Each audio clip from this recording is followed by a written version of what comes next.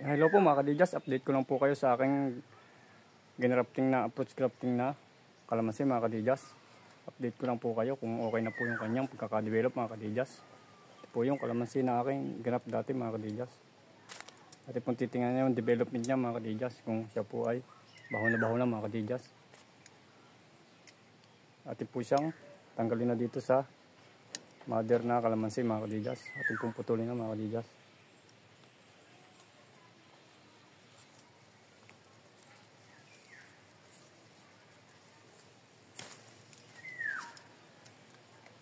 Ito po mga kadidyas. Tanggalin na po natin dito yung kanyang mga tali mga kadidyas.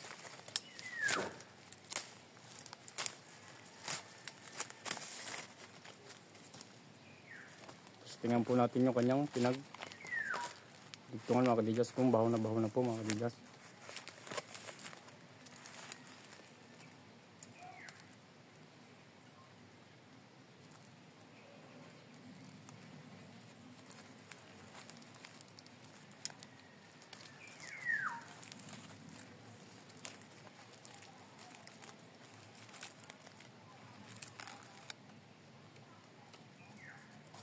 Yan po mga kadidyas, yan po ay baho na mga kadidyas. Yan po ang kanyang pinagdugtungan. No? Yan po ay maganda ng pagkakabaho mga kadidyas. Pwede na po natin siyang itanim mga kadidyas. Tanggalin na po natin itong sumuloy sa puno mga kadidyas. Po ang kanyang pinagdugtungan. Napaganda na po ng pagkakabaho niya mga kadidyas. Oh. Baho na siya, kapit na po. Tsaka siya po ay may bunga na mga kadidyas. Oh. Po may dalawa na siyang bunga. Ano? Pwede na po natin siyang itanim mga kadidyas. Napakaganda na po ng kanyang pagkakadevelop mga kadidyas.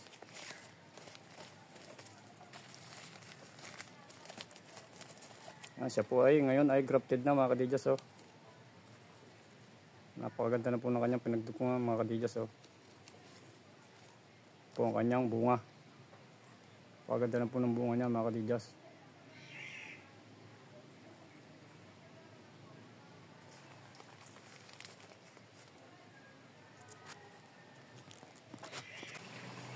Ayan po mga kadidyas, ating pong itatanim na yung kalamansi na ating pong grafting na approach grafting ng kalamansi. Po ating pong itatanim na para dire-diretso na po yung kanyang pagkakalago mga kadidyas. Ating pong itatanim na. Bago po natin tatalian muna po natin yung kanyang pinagdugtungan mga kadidyas para lalo siya pong kumapit at siyang nang tumibay po yung kanyang pagkakadevelop mga kadidyas. Ating po muna siyang tatalian ng plastic mga kadidyas.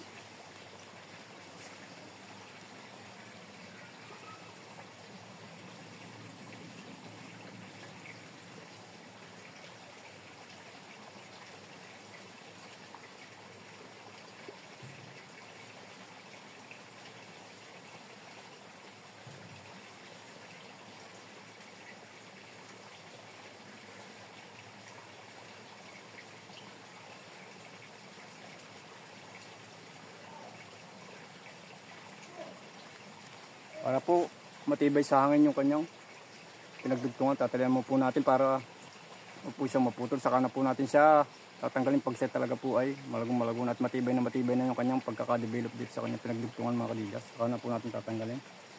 At po siyang itatanim na mga kadidyas. Naganda na rin po ako mga kadidyas ng kukay na aking pagtataniman. Meron din po ng matabang lupa. Naganda na rin po ako mga kadidyas.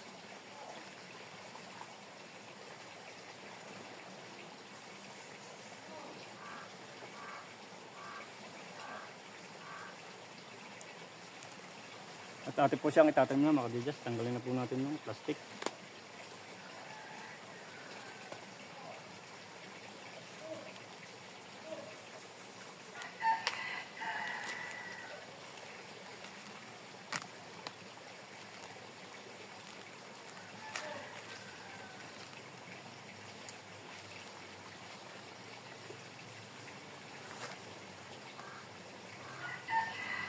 Ano po natin ang matabang lupa.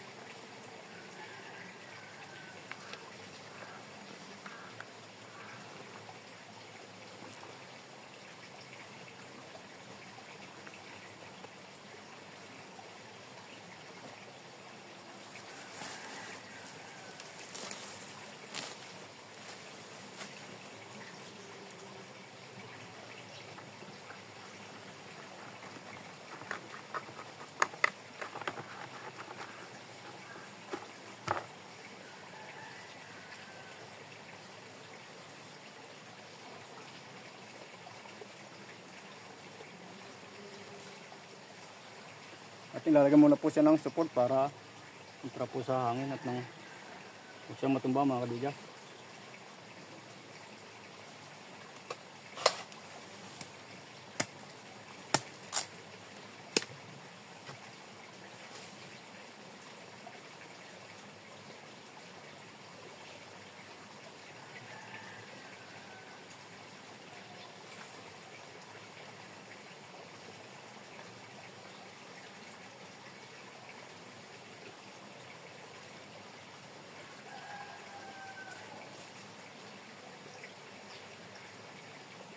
Tapos dilagyan po natin ang tubig mga kadigas.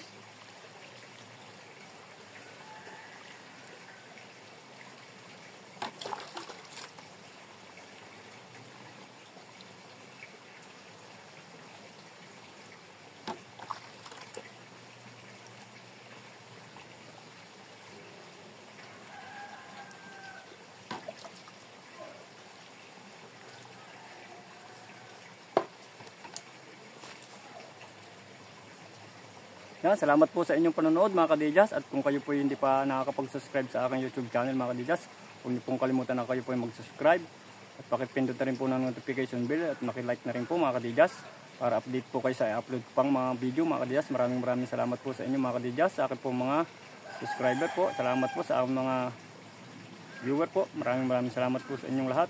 God bless all po.